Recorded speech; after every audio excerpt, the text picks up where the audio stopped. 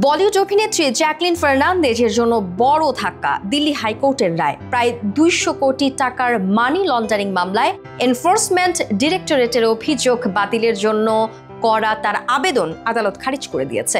এর ফলে এখন তাকে সহ অভিযুক্ত হিসেবেই ট্রায়াল কোর্টে মামলার মুখোমুখি হতে হবে।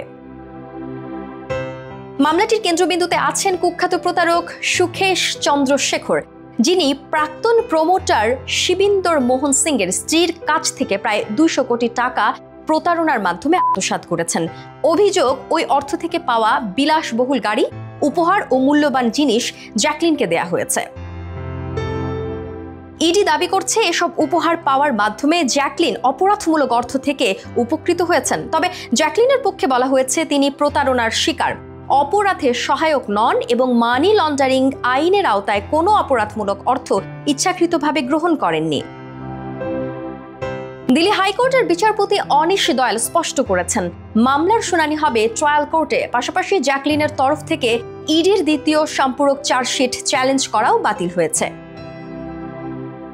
2012 সাল থেকে জ্যাকলিন 2 লাখ টাকার বন্ডে জামিনে রয়েছেন। তবে হাইকোর্টের রায়ের পর মামলার শুনানি আরও দ্রুত হবে।